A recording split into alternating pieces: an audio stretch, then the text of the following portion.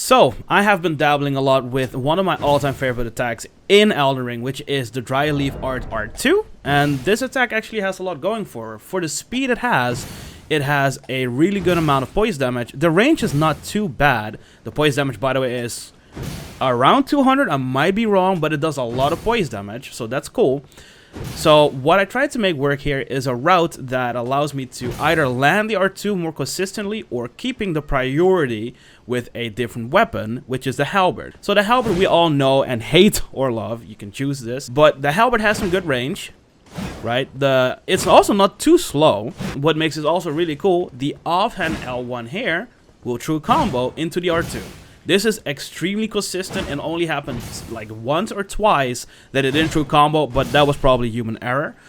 And to complement this build, since it's a multi-hitting build, I infused both weapons with cold, and you can see the values, they're pretty high. They also share the same attribute scaling, so it is kind of meant to be. So what also makes it really cool is you can keep your priority. So what does priority mean?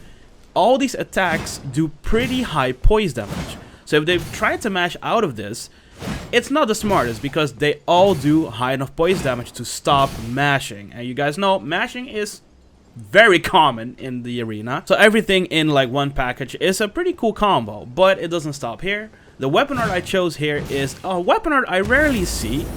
But I really like this weapon art. I know, yes, it got nerfed. Oh, you have better weapon arts. I understand. But what this does is still not bad. It is actually pretty good for the zoning capabilities because look at the hitbox, look at the range. It's not bad.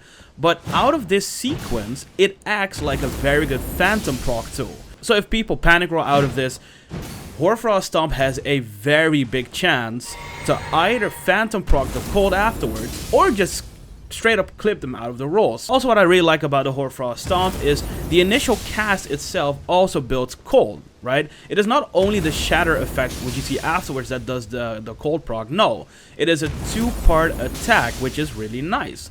The explosion afterwards does the max amount of damage, or the actual damage, but it is primarily used just to proc cold, and it does it really well.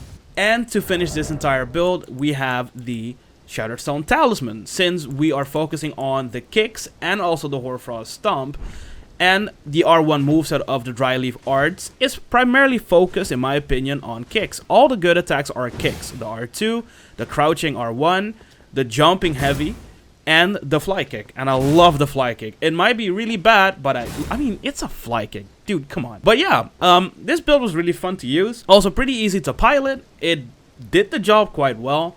So I would say give this build a try. Again, these are all the details you need to know.